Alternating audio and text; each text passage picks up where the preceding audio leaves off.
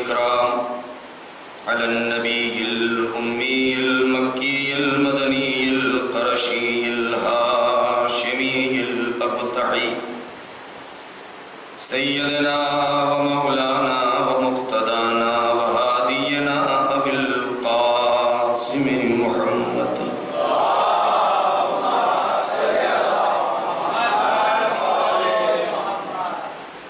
وعلى أهل بيته الطيبين الطاهرين الغر الميامين المعصومين الذين أذهب الله عنهم الرجس وطهرهم تطهيرا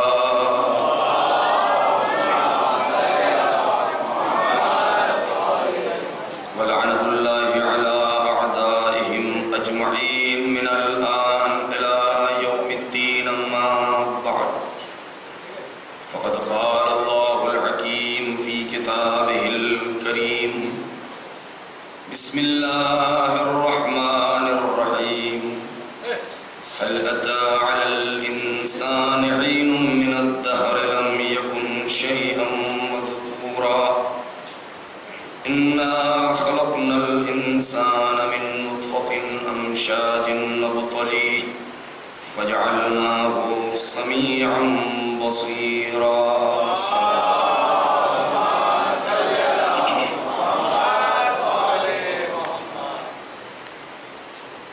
عزیزان محترم، مومنین کرام،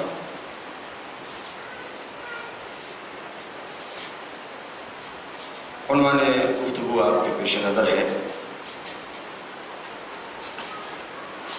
کربلا کے آئینے میں انسان کی قدر و قیمت،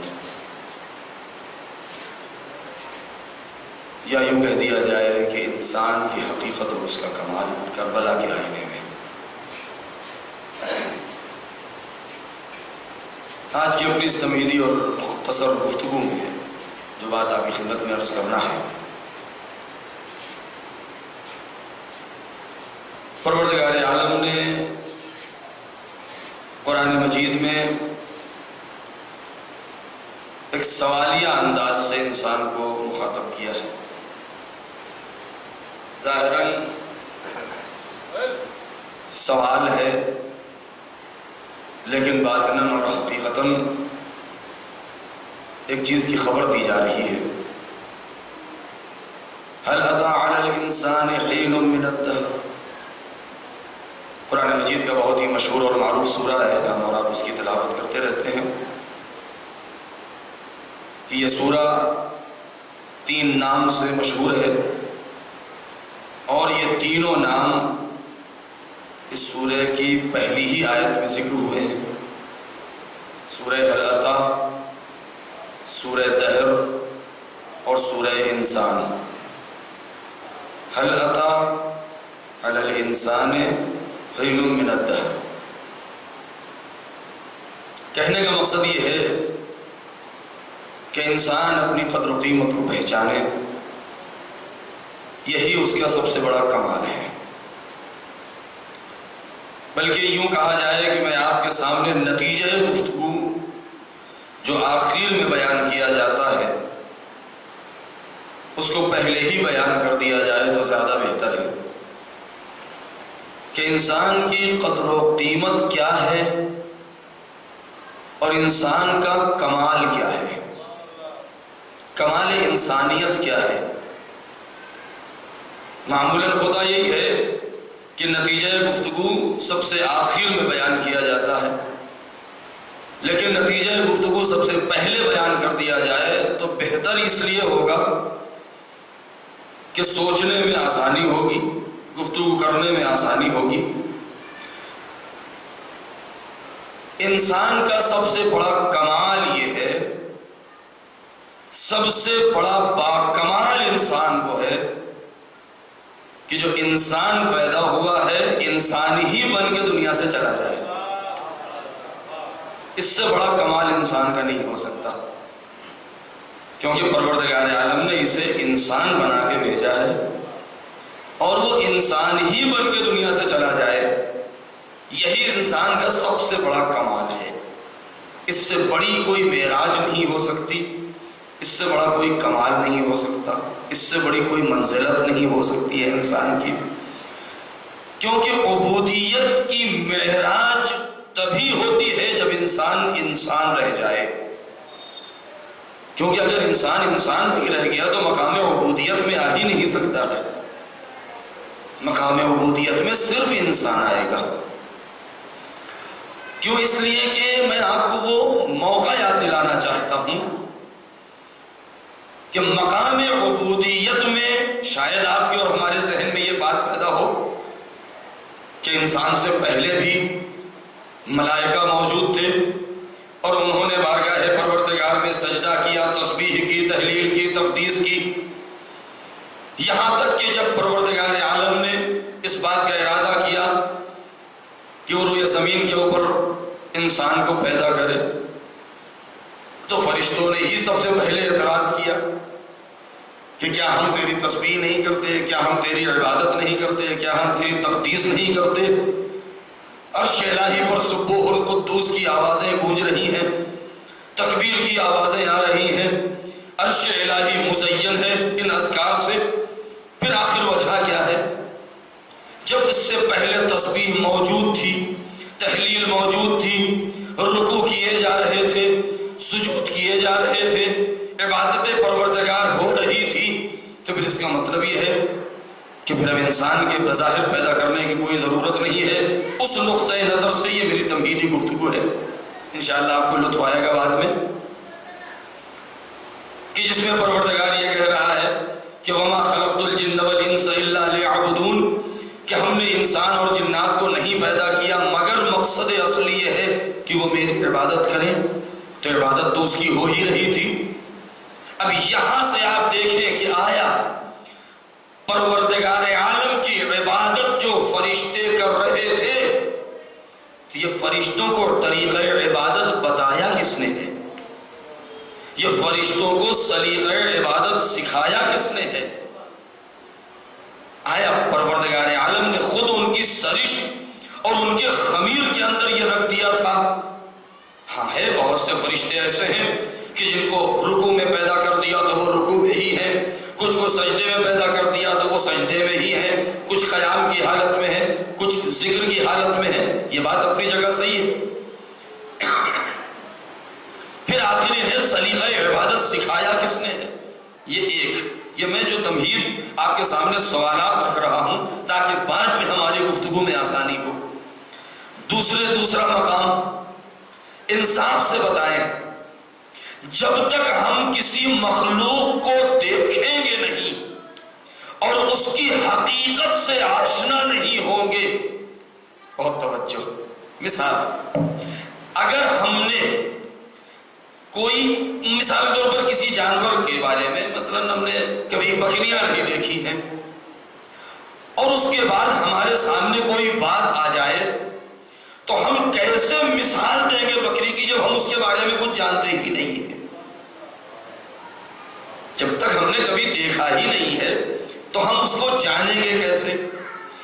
آپ یہ بہتر جانتے ہیں، مجالس میں سنتے آئے ہیں کہ فرشتوں کی خلقت پروردگار عالم نے نور سے کی ہے، مادیات سے ان کا کوئی تعلق نہیں ہے، عالم مجردات میں وہ زندگی بسر کرتے ہیں، ان کی حقیقت کیا ہے، ان کی ماہیت کیا ہے، ان کا خمیر کس چیز سے بنا ہے، کوئی جانتا ہی نہیں ہے، جسم رکھتے نہیں ہیں، جسم و جسمانیات سے منزہ ہیں، مبرہ ہیں، ارواح کائنات ان کے قبضے میں ہے، حملۃ العرش بھی فرشتے ہیں، آسمان کو اٹھانے والے، آسمان کو روکنے والے بھی ملائکہ ہیں، عرش الہی کو سنبھالنے والے بھی فرشتے ہیں، تسبیح کرنے والے بھی فرشتے ہیں، رضوان جنت بھی فرشتے ہیں، یہ سب کے سب ملائکہ ہیں، جسم رکھتے بھی نہیں ہیں، ہڈیاں پائی نہیں جاتی ہیں، گوشت ہے نہیں ان کے اندر، آنکھیں پائی نہیں جاتی، بہت توجہ چاہتا ہوں، ان کے ہڈیاں ہے نہیں، کھال ہے نہیں، خون پایا نہیں جاتا ہے، جواہرات مادیات سے خالی ہیں۔ جب انہوں نے کبھی آدم و آدم کو دیکھا ہی نہیں ہے تو اب سوال کیسے کر لیا بارگاہ پروردگار میں؟ جب وہ جانتے ہی نہیں ہے کہ خون ہوتا کیسے ہے تو کیسے کہہ دیا کہ جب اس نے کہا انی جاعل فی الارض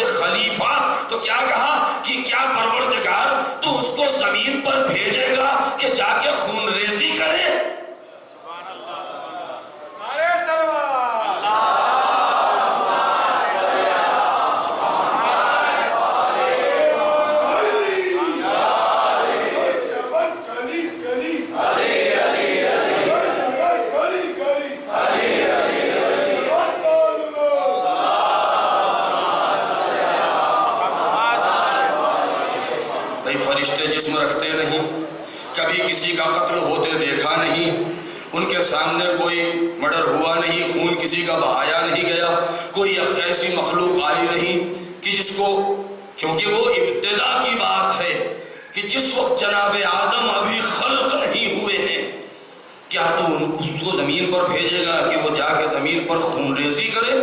اس کا مطلب یہ ہے کہ کوئی ذات ایسی تھی کہ جس کی بنا پر ان کے اندر یہ بات ذہن میں آئی اور انہوں نے اس چیز کو سمجھا۔ اب اگر ہم روایات کا سہارا لیں تو تسبیح و تہلیل ملائکہ کو سکھایا کس نے ہے؟ بہت توجہ چاہتا ہوں۔ فرشتوں کو سجدہ کرنے کا سلیقہ بتایا کس نے ہے؟ ایک مجلس میں میں نے اشارہ کیا تھا، ذرا سا اس سلسلے میں سن لیجئے کہ اب لفظ آ گیا ہے تو دیکھیے، سلیقہ عبادت الگ ہے، طریقہ عبادت الگ ہے۔ طریقہ عبادت یہ ہے کہ ہم نماز پڑھ رہے ہیں، قنوت کے لیے ہاتھ بھی اٹھا رہے ہیں، رکوع بھی کر رہے ہیں، سجدہ بھی کر رہے ہیں، زبان بھی ہلا رہے ہیں، سب کام کر رہے ہیں، کیا یہی طریقے سلیقہ عبادت ہے؟ نہیں، اسے طریقہ عبادت کہتے ہیں۔ سلیقہ عبادت اس روح عبادت کا نام ہے کہ جو ہمارے اسی طریقہ عبادت کو اس مرکز ہستی اور مرکز وجود سے ملا دے، اسی کا نام سلیقہ عبادت ہے۔ اب یہاں پر فرشتوں کو سکھایا کس نے؟ ہم اور آپ اپنی قدر پہچانیں۔ میں پھر کہہ دوں کہ آج کی یہ میری گفتگو تمہیدی گفتگو ہے، ایک فاؤنڈیشن ہے تاکہ جب آئندہ گفتگو کریں تو بڑی آسانی سے ہم اپنا رابطہ برقرار کر سکیں کہ کس نے سکھایا ہے فرشتوں کو عبادت کا طریقہ، کس نے سلیقہ عبادت بتایا ہے، سب سے پہلے کس نے تسبیح کی ہے؟ روایت کہتی ہے کہ جب پوچھا گیا شیعیت کے بارے میں، اب یہاں پر ٹھہر جائیں، دیکھیے لفظ شیعہ کے معنی کیا ہیں؟ لفظ شیعہ کے معنی کیا ہیں؟ لغت میں، ڈکشنری میں اس کی میننگز کیا ہے؟ کہہ دینا بہت آسان ہے کہ ہم شیعہ ہیں، کم سے کم اگر عمل کے اعتبار سے پورے نہ اتریں تو کم سے کم شیعہ لفظ شیعہ اور نام شیعہ کی لاج تو رکھنے کے لائق بنائے اپنے کو ہم۔ ابھی ایک خدا رحمت کرے ایک مرحوم کا انتقال ہو گیا ہے، ابھی ان کی تشییع جنازہ ہے۔ یہ تشییع جنازہ کے معنی کیا ہے؟ تشییع جنازہ اسی تشییع سے آیا ہے شیعہ۔ تشییع جنازہ اسی لیے کہا جاتا ہے کہ انسان جنازے کے پیچھے پیچھے چلتا ہے، جدھر جدھر میت کو لوگ لے کر کے جاتے ہیں ادھر ادھر پوری پبلک اس کے پیچھے پیچھے جاتی ہے۔ تشییع کا مطلب ہی یہی ہے کہ پیروی کرنا، پیچھے پیچھے چلنا۔ اگر ہم شیعیان علی ہیں اور اپنے کو کہتے ہیں کہ ہم علی کے شیعہ ہیں تو کچھ کریں نہ کریں، کم سے کم نام کی لاج تو رکھیں، کم سے کم وہ تو کریں کہ جدھر جدھر ہمارے مولا جا رہے ہیں ہم اپنے کو ادھر ہی ادھر لے جائیں۔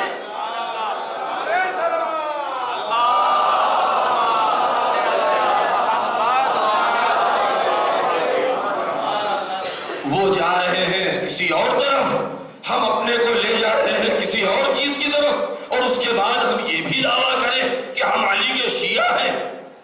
یہی وجہ ہے کہ جو مختلف مقامات پر ہمارے ائمہ نے فرمایا کونوا لنا زینا ولا تکونوا علینا شینا، اے میرے چاہنے والوں، اے میرے ماننے والوں،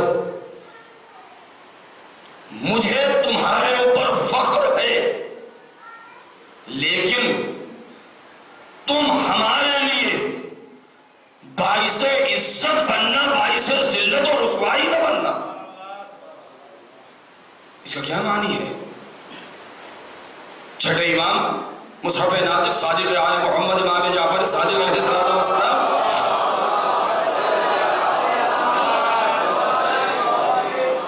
یہ ارشاد فرماتے ہیں کہ تم ہمارے لیے باعث عزت بننا. یعنی جب کوئی تمہیں دیکھے تو ضرورت اس بات کی نہیں ہے کہ وقت نماز آئے تم مسجد میں جاؤ، وہ تمہیں سجدہ کرتا ہوا دیکھے، تم فرش عزا پر جاؤ وہ تمہیں روتا ہوا دیکھے تب یہ سمجھے کہ ہمارا شیعہ ہے. نہیں، تم اپنے کو ایسا بناؤ کہ وہ بازار میں بھی اگر تمہیں دیکھے تو سمجھ جائے کہ تم امام صادق کے شیعہ ہو.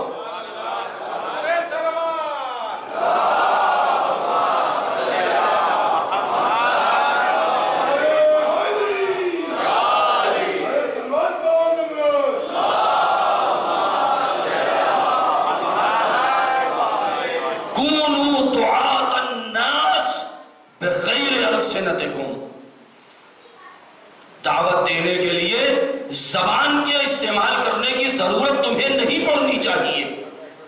تمہیں ضرورت ہی نہیں ہے کہ تم کسی سے کہو کہ بھئی سجدہ کر لو، نماز پڑھ لو، روزہ رکھ لو، نیک کام کر لو، سچ بولو، خیانت نہ کرو، امانت داری سے کام لو، دیانت اختیار کرو.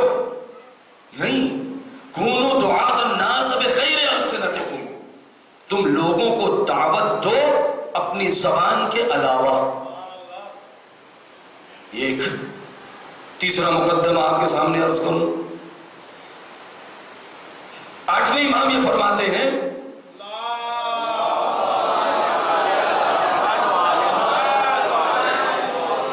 اس بات کی ضرورت نہیں ہے، بہت توجہ چاہتا ہوں، بس شاید یہ میرا آخری مقدمہ ہو اور اس کے بعد ہماری تمہید مکمل ہو جائے گی. امام فرماتے ہیں کہ اس بات کی ضرورت ہی نہیں ہے کہ تم کسی سے جا کے کہو دنیا میں کہ امام کی اتباع کرو، امام کی پیروی کرو، ان کے نقش قدم پر چلو، تم نماز پڑھو، تم اپنا اچھا کردار کرو. نہیں، تم اپنے زبان کو پاک بنا لو. اس کا اثر یہ ہوگا کہ لو علم الناس محاسن کلامنا لاتبعونا، ہمارے کلام میں وہ اعجاز پایا جاتا ہے کہ اگر لوگ ہماری حدیث کے حسن کو سمجھ لیں گے تو خود بخود اتباع کرنے لگیں گے. ایک صلوات پڑھے پر محمد.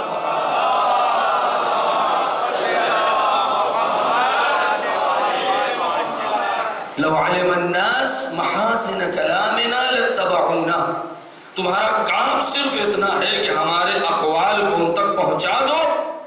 ہمارے کلام میں خود اتنا حسن پایا جاتا ہے کہ لوگ سنیں گے تو وہ خود بخود اتباع کرنے لگیں گے. اب آئے اپنی مقدمے کی جمعآوری کر کے اور آپ کے سامنے وہ نتیجہ میں سامنے رکھوں کہ آخر جب جناب آدم کی خلقت نہیں ہوئی، بہت توجہ، ابھی تبلیغ کا دور نہیں شروع ہوا اور اس کے بعد تقدیس و تحلیل کا سلسلہ جاری ہے، تو پھر آخر کس نے بتایا ہے ان کو آداب عبادت؟ روایت کہتی ہے کہ جس وقت یہ سوال ہوا، اے شیعو اپنی حیثیت کو پہچانو، اپنے قدر کو پہچانو، کیا فرمایا ہے معصوم نے؟ کہا کہ جس وقت پروردگار عالم نے فرشتوں کو خلق کیا ہے اور فرشتوں کو پیدا کرنے کے بعد ان سے کہا کہ تم ہمارے لیے تکبیر کہو، بہت توجہ، تم تکبیر کہو، تو فرشتوں نے کیا کہا؟ لا علم لنا، ہمیں نہیں معلوم ہم تکبیر کیسے کہیں. فکبرنا، بہت توجہ، فکبرنا، فکبرت شیعتنا، فکبرت الملائکہ، فحللنا، فحللت شیعتنا، فحللت الملائکہ، فسبحنا، فسبحت شیعتنا، فسبحت الملائکہ. تو ملائکہ کو یہ تسبیح سکھایا کس نے ہے؟ یہ تکبیر کرنا بتایا کس نے ہے؟ سب سے پہلے ہم نے تکبیر کی ہے اور ہم کو سن کے ہمارے شیعوں نے تکبیر کہی ہے. ہمارے شیعوں کو سن کے فرشتوں نے تکبیر کہنا سیکھ لیا ہے. ہم نے تحلیل کی ہے، ہم کو سن کے ہمارے شیعوں نے تحلیل کی ہے، ہمارے شیعوں کو سن کے فرشتوں نے تحلیل کرنا سیکھ لیا ہے. اب آپ اندازہ لگائیں کہ اگر علم آل محمد کے دائرے کو دیکھنا ہے، شیعوں کی عظمت کو دیکھنا ہے، تو آل محمد ہمیں ویسا شیعہ دیکھنا چاہتے ہیں کہ ہماری تحلیل سے ارے آداب تحلیل سیکھے آسمان کے فرشتے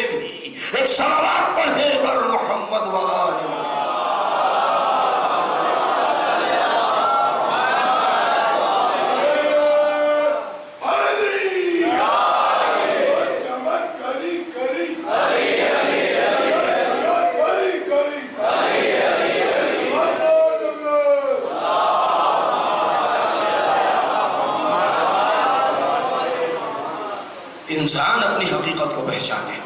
بس میرا مقدمہ اور میری تمہید ختم ہو چکی ہے کہ انسان اپنی حیثیت کو پہچانے. کربلا ایک ایسا آئینہ ہے، آئینہ تمام قد ہے کہ اس مکمل اسلام، مکمل دین، مکمل شریعت نہیں، مکمل دستور بشریت، مکمل آئین انسانیت اس کے اندر جلوہ نما ہے. ایک ایسا آئینہ ہے. کربلا کو ایک پہلو سے نہ دیکھا جائے. کربلا کے اندر ایک جنبہ نہیں پایا جاتا ہے. کربلا ایک ایسی سرزمین ہے جہاں امام حسین علیہ السلام نے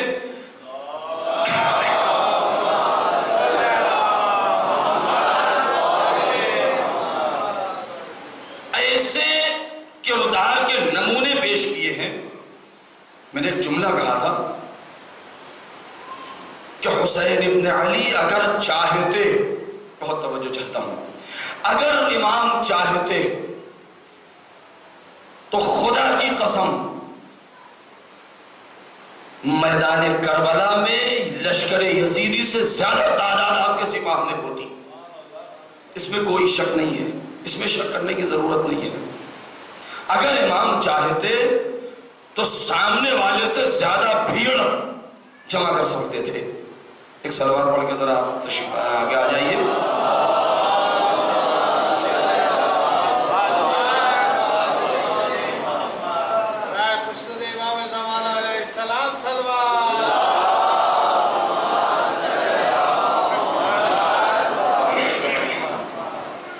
امام مجمع اکٹھا نہیں کرنا چاہ رہے تھے، ورنہ مجمع اگر اکٹھا کرنا چاہتے تو میں نے جیسا کہ مجلس میں اشارہ کیا، اکثر چہرے وہاں میں دیکھ رہا ہوں کہ جو موجود تھے، کہ جس میں میں نے یہ گزارش کیا تھا کہ اتنا بڑا مجمع تھا باپ کا کہ اگر امام حسین علیہ السلام چاہتے تو اگر سامنے 30,000 کا مجمع تھا تو کم سے کم 50,000 افراد اکٹھا کر سکتے تھے.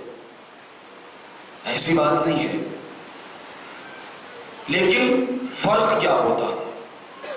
ممکن ہے کہ امام کے پاس 50,000 کا لشکر آ جاتا، لیکن پھر امام وہ حدیث نہیں بیان کر سکتے تھے، اس انداز سے فخر نہیں کر سکتے تھے کہ جس انداز سے آپ نے فخر کیا ہے کہ جیسے اصحاب مجھے ملے ہیں ویسے اصحاب کسی کو ملے ہی نہیں. 72 تھے. اب میں وہ جملہ کہوں کہ امام مجمع اکٹھا نہیں کر رہے تھے، نہیں، امام کنکر اور پتھر کے ٹکڑوں کو نہیں دیکھ رہے تھے. امام ان کوہستانوں کو، ریگستانوں کو توڑ کے کھنگال کے جوہری ان کنکروں کے درمیان سے زمین کا سینہ چاک کر کے ہیرے نکال رہا تھا.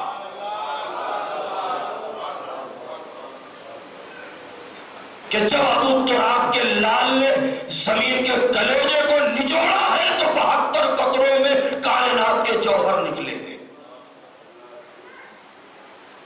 اصلی کمال یہ ہے کہ کائنات کے 72 قطروں میں اس کائنات کا جوہر نکلا ہے.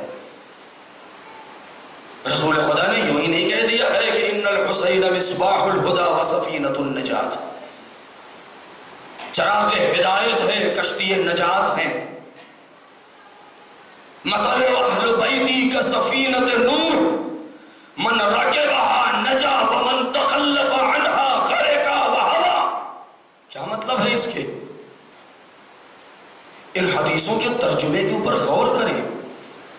صرف ہم اس میں یہ نہ دیکھیں کہ فضائل کے نقطے ہیں اور ہم اس کو پڑھ کے اور تعریف چاہیں سننے والوں سے، نہیں، اہل بیت کے مقام اور منزلت کو پہچانیں.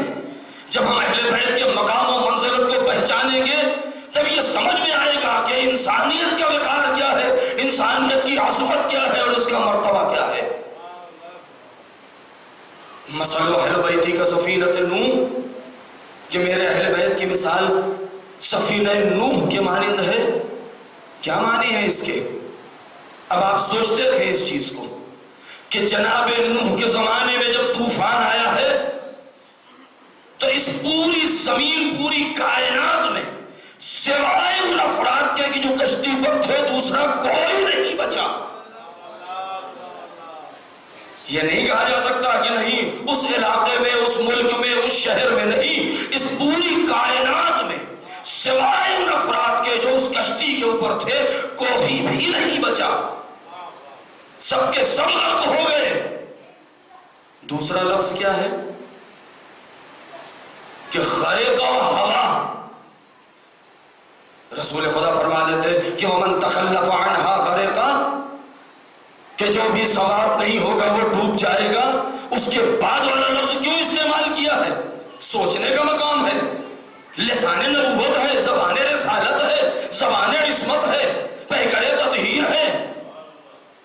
کیوں؟ آخر ضرورت کیوں ہے؟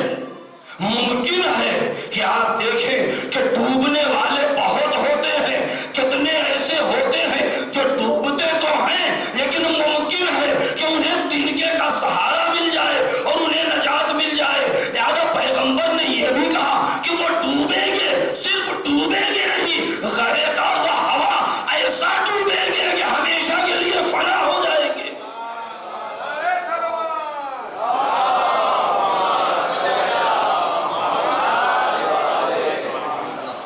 ایسا ڈوبیں گے، ایسا غرق ہوں گے کہ ہمیشہ کے لیے فنا ہو جائیں گے، یعنی ان کا کوئی نام و نشان نہیں باقی رہ جائے گا۔ اگر اس دائرے کے بعد جو میں نے اب تک بیان کیا ہے ہم غور کریں تو شیعہ بن جانا، مسلمان کہلانا بہت آسان ہے، لیکن اپنے کو انسان بنا کے پیش کر دینا یہ سب سے مشکل ہے، کیونکہ انسان کا مرتبہ سب سے بلند ہے، سب سے بڑا ہے۔ مولا علی کہتے ہیں کہ مجھے تعجب ہوتا ہے ایسے انسان کے اوپر، اس ذات کے اوپر کہ جو تکبر کر رہا ہے، غرور کر رہا ہے۔ یا ایھا الانسان ما غرک بربک الکریم، پروردگار کہتا ہے اے انسان تجھے کس بات نے غرور کے اوپر آمادہ کر دیا ہے؟ مولا کہتے ہیں کہ یہ متکبر افراد جو غرور کرتے ہیں مجھے تعجب ہوتا ہے کہ ان کے اندر کی ذرا صفات تو دیکھو کہ یتکلموا بلحم یسمعوا بخرم یتنفسوا بعذب خرم ویسمعوا بعزم وینظروا بشحم۔ کیا ایسا انسان کہ تکبر بھی کر رہا ہے لیکن اپنی حقیقت کو دیکھے تو ایک سوراخ کے ذریعے سانس لیتا ہے، ہڈی کے ذریعے سن رہا ہے، چربی کے ذریعے دیکھ رہا ہے، گوشت کے ٹکڑے کے ذریعے سے بول رہا ہے، اور اتنے مختصر ہے بھی، اتنا محدود ہے، اور اس کے بعد بھی تکبر کر رہا ہے۔ کس بات پر تجھے تکبر نے پر مجبور کر دیا ہے؟ کس بات نے؟ یعنی یہ وہ مشعل ہدایت ہیں کہ جن کے ایک ایک کلمات انسانیت ساز ہیں۔ بس ایک ایک کلمات یہ سب مشعل ہدایت ہیں، اہل بیت علیہم السلام کی زندگی۔ اب میں آخری جملہ آپ کے سامنے عرض کروں کہ انسان کا آخری کمال اور آخری معراج کیا ہے؟ بہت سے لوگ جواب یہ دیتے ہیں اور جب دعا کرتے ہیں تو دعا میں یہ کہتے ہیں کہ پروردگار ہمیں جنت نصیب ہو۔ انصاف سے بتائیں کیا جنت ہماری آخری منزل ہے؟ جنت ہماری آخری منزل نہیں ہے۔ ہم اپنے کو ایسا بنائیں، ایسا نہ بنائیں کہ ہم جنت کے مشتاق رہیں، ایسا بنائیں کہ جنت ہمارے انتظار میں رہے۔ جنت ہمارا انتظار کب کرے گی؟ شعور انسانیت انسان کے اندر پیدا ہو جائے، بصیرت پیدا ہو جائے، یہی انسان کا سب سے بڑا کمال ہے۔ کربلا کے میدان میں امام حسین علیہ السلام نے جو پیغام دیا ہے مختلف زاویہ نظر سے دیکھا جا سکتا ہے۔ اگر کوئی انسان مسلمان نہیں ہے، قرآن نہیں پڑھتا، وہ بھی امام کے اس فرمان سے درس حاصل کر سکتا ہے۔ جو مومن ہیں، نماز پڑھنے والے ہیں، روزہ رکھنے والے ہیں، عبادت کرنے والے ہیں، ان کے لیے بھی ہے۔ دونوں طریقے سے آپ نے بیان فرمایا۔ یا شیعۃ اہل ابی سفیان ان لم یکن لکم دین کنتم لا تخافون المعاد فَكُونُوا أَحْرَارًا فِي دُنْيَاكُمْ۔ اے ابو سفیان کے ماننے والے، یزید کے ماننے والے، اگر تمہارے پاس دین نہیں ہے اور تم کو قیامت سے ڈر نہیں لگتا تو کم سے کم تم اس دنیا میں آزاد بن کے رہو۔ یہ حسین ابن علی کا درس آزادی ہے، درس حریت ہے۔ یہ اتنا جو مختصر سا جملہ ہے، اس کے اندر کون سے معارف پائے جاتے ہیں؟ یہ حریت کے معنی کیا ہے؟ یہ آزادی کا مطلب کیا ہے؟ کیا یہ آزادی کا مطلب وہی مطلب ہے کہ جس طریقے سے ہم آزادی سے زندگی بسر کر رہے ہیں؟ نہیں، اگر اس کے اندر اور گہرائی میں جائیں تب سمجھ میں آتا ہے کہ آزادی کسے کہتے ہیں اور غلامی کسے کہتے ہیں۔ آزادی کسے کہتے ہیں، غلامی کسے کہتے ہیں؟ اے دنیا والوں، تم اپنی فکر کو آزاد بنا کے رہو، کیونکہ جب تمہاری فکر آزاد ہوگی تو تمہارا ضمیر آزاد ہوگا، جب تمہارا ضمیر آزاد ہوگا تو تمہاری زبان آزاد ہوگی، جب تمہاری زبان آزاد ہوگی تو تمہاری زبان پر سوائے حق کے دوسرا کچھ بھی لفظ نہیں آئے گا، اور جب تمہاری زبان پر حق آئے گا تب دنیا جنت کا نمونہ بنے گی۔ لہذا حسین ابن علی نے جو میدان کربلا میں مختلف کردار پیش کیے ہیں، ہر انداز سے اس کو پڑھنے کی ضرورت ہے۔ کربلا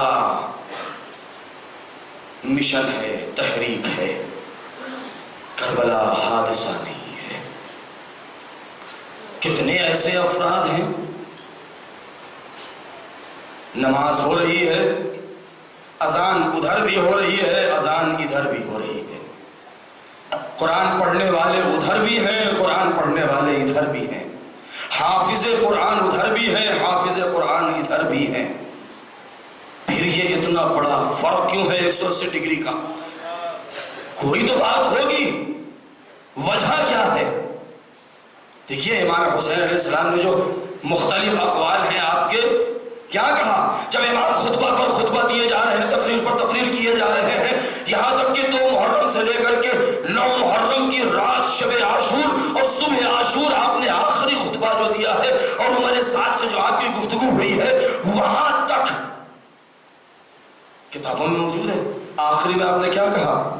کہا اب میں سمجھ گیا کہ تمہارے دلوں کے اوپر، تمہاری ذہن کے اوپر میری بات کا اثر کیوں نہیں ہو رہا ہے، کہ اس لیے کہ قد ملئت بطونکم من مال الحرام، چونکہ تمہارے پیٹ مال حرام سے بھر چکے ہیں۔ جب جس کے پیٹ مال حرام سے بھرے ہوں گے، ارے ایک عام انسان کیا، اگر معصوم بھی نصیحت کرے گا تو اس کے اوپر اثر نہ ہوگا۔ ایک صلوات پڑھے بر محمد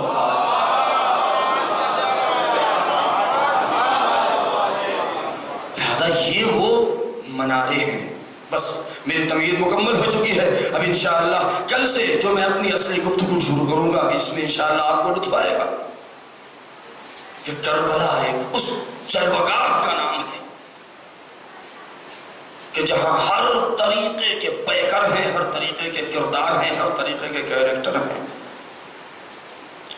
6 مہینے کے بچے سے لے کر کے، یہ جملہ میں نے کہا ہے کبھی کہ کربلا ایک ایسی سرزمین کا نام ہے جہاں 6 مہینے کے اصغر سے لے کر کے 95 سال کے جناب مسلم ابن اوسجا کہ دونوں کے کردار کی ہم آہنگی کا نام ہے کربلا۔ دونوں کے کردار کی ہم آہنگی کا نام ہے کربلا۔ بہت بڑی بات ہے یہ۔ 72 زبانیں ہیں، سب کے زبان پر ایک ہی لفظ ہے۔ 72 سینے ہیں، سب کے سینوں میں ایک ہی دل دھڑک رہا ہے۔ اسے کہتے ہیں اتحاد، اسے کہتے ہیں کربلا۔ عزادارو، آج 11 محرم ہو چکی ہے۔ قسم خدا کی، فرش عزا جو امانت ہے زینب کی، اگر زینب کبریٰ نہ ہوتی تو یہ کربلا شہدائے کربلا کے ساتھ سرزمین کربلا پر دفن ہو گیا ہوتا۔ لیکن اس حسینی پیغام کو لے کر کے کوفہ اور کوفہ سے شام اور شام سے مدینے اور پھر مدینے سے پوری دنیا میں جس نے عام کیا ہے اس کا نام ہے زینب۔ زینب کس ذات کا نام ہے؟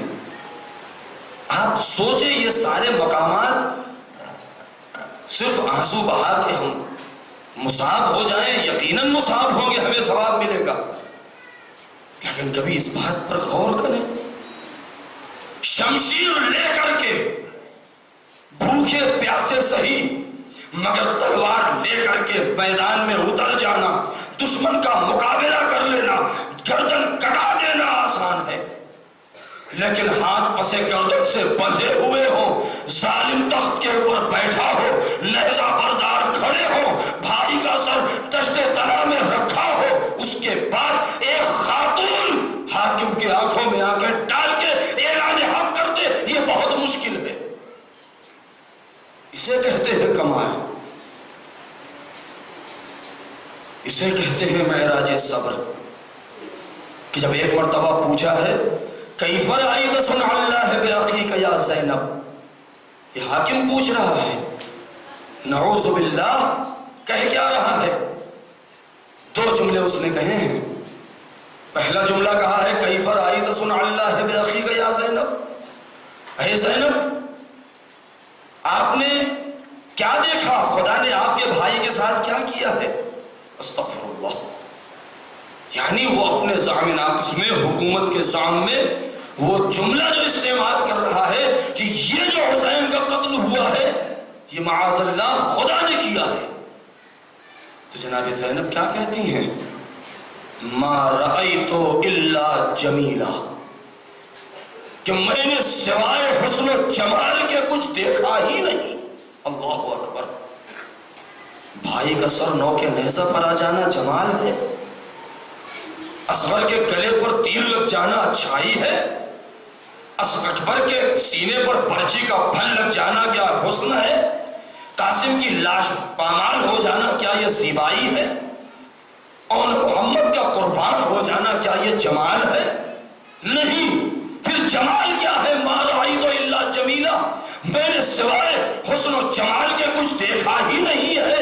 ارے جمال اور حسن اور زیبائی اور خوبصورتی کا اعلان تو تب ہوا ہے کہ زینب کے ہاتھ بندھے ہوئے ہیں، لیکن اسی دربار میں مؤذن تکبیر کی آواز بلند کر رہا ہے، تب زینب نے کہا دیکھو میں نے سوائے خوبصورتی کے کچھ دیکھا ہی نہیں ہے۔ کیا مطلب ہے؟ یعنی تو نے سب کچھ کر لیا لیکن ہم جیت گئے، اسے کہتے ہیں زیبائی۔ دوسرا جملہ کیا کہا ہے؟ کیف اسرع الشیب یا ابا عبداللہ یا بما اسرع الشیب یا ابا عبداللہ، حاکم نے امام کے سر کو دیکھا اور کہا اے حسین آپ کے اوپر بڑھاپا کتنی جلدی آ گیا، یہ جملہ ہے حاکم کا۔ ثانیہ زہرا کیا کہتی ہیں؟ ثانیہ زہرا نے کہا کہ اے ظالم میرے بھائی کو بوڑھا مت کہے، میرے بھائی کو بوڑھا مت کہے، ارے اکبر کی جدائی نے اسے بوڑھا کر دیا ہے۔ عزاداروں، آج 11 محرم ہے، کون سی قیامت کی تاریخ ہے؟ اے حسین کا ماتم کرنے والوں، اے سکینہ کے رخساروں کا پرسہ دینے والوں، اے سکینہ کی پیاس کو یاد کر کے رونے والوں، اے بھیشیر کا ماتم کرنے والوں، ذرا سوچیں تو صحیح، ایک جملہ ذرا سوچیں، جب سوچیں گے تو رلائی آئے گی، آپ کی آنکھیں نم ہو جائیں گی۔ دنیا میں قتل بہت ہوتے ہیں، کسی کا قتل ہو جانا جب دن گزرتا ہے تو انسان کا زخم مندمل ہو جاتا ہے، لیکن آپ اس کوکھ جلی ماں سے پوچھئے کہ جس کی مانگ بھی اجڑ گئی ہو، جس کی گود بھی اجڑ گئی ہو، اے عزادارو کیا وہ ماں کبھی زندگی میں اس غم کو بھول پائے گی؟ ذرا سوچیں اس چیز کو، کیا یہ ظلم کون سا کلیجہ پایا جاتا تھا یا کون سے پتھر دل تھے ان سینوں میں؟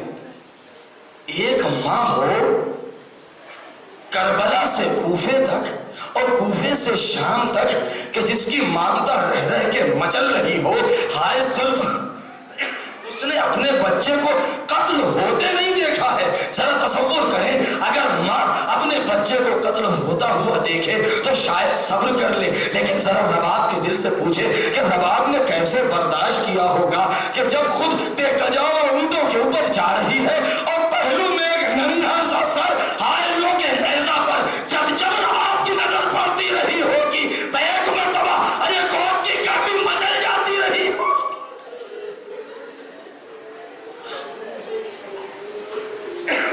اجرکم علی اللہ، عزاداروں مظالم کی انتہا ہے۔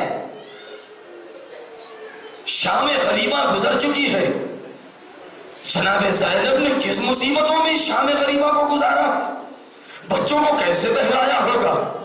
ہائے جس بچی کے کان زخمی ہو، جس کا ہاتھ جل گیا ہو، جس کے کرتے کا دامن بھی جلا ہوا ہو، جس کے رخساروں پر تماچوں کے نشان ہو، جو رات میں رہ رہ کے چونک جاتی ہو اور چونک کے پوچھتی ہو اے ماں بے پوپی اماں ارے کیا میرا بابا آ گیا ہے، جو چونک کے پوچھتی ہو اے پوپی اماں ارے کیا میرا چچا آ گیا ہے، کبھی اپنے بھیا اصغر کو یاد کر کے روتی ہو۔ ہائے وہ زینب، تاریخ کہتی ہے کہ جب 11 محرم کی صبح نمودار ہوئی ہے اور ایک مرتبہ ظالم دوبارہ سے اہل حرم کی طرف آئے ہیں تو زینب کا دل تڑپ گیا۔ ہائے اب کون سی مصیبت، ایک مرتبہ آپ سوچیں کہ ایک نحیف و ناتواں اب یہاں پر ایک جملہ رک کے میں کہہ دوں کہ جناب عابد بیمار کہ ان کی بیماری ہمیشہ کی نہیں تھی، معاذ اللہ مصلحت کی بنا پر میدان کربلا میں ان کو یہ بیماری ہوئی تھی تاکہ چراغ امامت گل نہ ہونے پائے، لیکن وہی نخاہت، وہی بیماری، اور اس کے بعد ظالم ظلم کیا کر رہے ہیں، ہاتھوں میں ہتھکڑیاں، پیروں میں بیڑیاں، گلے میں توقے خاردار، کمر میں لنگر، بس عزاداروں میں آپ کی زحمت تمام کر چکا، بہت روئیں گے۔ مقتل کہتا ہے کہ عابد بیمار جن کا بستر جل چکا تھا، ہائے ایک کنارے پر آپ لیٹے ہوئے تھے اور آپ کی پھوپھی زینب ان کے سرہانے بیٹھی تھی، اور عابد بیمار نے جب آنکھ کھولا ہے، عابد بیمار کی آنکھ کب کھولی ہے، جب ایک مرتبہ گھوڑوں کے دوڑنے کی آواز آئی ہے تو آنکھ کھول دی، اے پھوپھی اماں ارے خیر تو ہے، کہا اے میرے لال ارے گھوڑے دوڑتے ہوئے آ رہے ہیں، نہیں معلوم اب کیا ظلم ہوگا۔ جب وہ سوار نزدیک آئے ہیں تو کیا دیکھا، ہائے ہاتھوں میں ہتھکڑیاں لے کے آئے ہیں، بیڑیاں لے کے آئے ہیں، عابد بیمار لیکن جو اپنے سے بغیر سہارے اٹھ نہیں سکتے ہیں، انہیں اتنا سنگین ہتھکڑی پہنائی جا رہی ہے، بیڑی پہنائی جا رہی ہے، اور اس کے بعد مہار ناقہ دیا جا رہا ہے، اہل حرم کو سوار ہونے کا حکم مل رہا ہے۔ اے عزادارو، ہائے یہی وہ موقع تھا کہ جب ایک مرتبہ برکجاوا اونٹ لا کے بٹھائے گئے اور ایک ایک بیویوں کو حکم ہوا کہ اس کے اوپر سوار ہو جاؤ۔ زینب تڑپ گئی، اے فضہ ارے آؤ زینب سوار کر دے، اے ام کلثوم آؤ زینب تمہیں سوار کر دے، اے بابی ام فروہ ارے آؤ زینب سوار کر دے۔ زینب نے سب کو سوار کیا ہے۔ اب جب اس کے بعد اکیلی بچی تب یہاں پر مقتل کا فکرہ ہے کہ زینب نے نیچے دیکھا ہے اور اوپر دیکھا ہے، دائیں بائیں نہیں دیکھا، سمجھ میں نہیں آتا کہ آخر نیچے اور اوپر کیوں دیکھا ہے۔ اس کے بعد ایک مفسر نے بیان کیا، آئے زینب اپنی مجبوری کو دیکھ رہی ہے، اپنا سوٹ کی بلندی کو دیکھ رہی ہے، شاید مدینہ یاد آ گیا ہو، فرات کا رخ کیا ہوگا، اے بھیا عباس ارے تم نے وعدہ کیا تھا کہ جس طریقے سے لے کے جا رہے ہیں ارے واپس لے کے آئیں گے، اے بھیا ارے کیا اپنی بہن کو سوار نہ کرو گے۔ ابھی زینب یہ منظر دیکھ رہی تھی کہ کوئی شقی آگے بڑھا، چاہا کہ سہارا دے، ارے بی بی نے کہا ارے ظالم مجھے ہاتھ نہ لگا۔ ہائے زینب کیسے سوار ہوئی نہیں معلوم، لیکن ایک موقع ایسا آیا کہ جب یہ قافلہ شہداء کے میتوں کے پاس سے گزارا، سید سجاد کی نظر اپنے باپ کے بے گھوڑوں کفن لاشے پر پڑی، غش کھا کے گرنے لگے۔ زینب نے اتر کے سوار جا، ارے اپنے کو سنبھالو، ابھی کوفہ و شام کی منزل باقی۔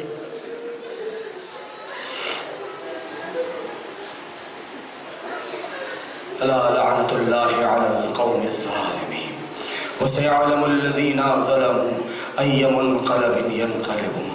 الہی بحق الزہراء وابیہا وبعلہا وبنیہا والسر المستودع فیہا، پالنے والے ہمارے اس عمل کو قبول فرما، تمام مومنین و مومنات کے گناہوں کو بخش دے۔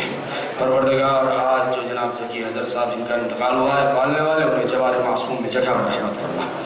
پروردگار ہمیں عالم و عامل بنا دے، ہمارے امام کے ظہور میں تعجیل فرما، جو مریض ہیں ان کو شفا و رحمت فرما۔ ربنا تقبل منا انک انت السمیع العلیم۔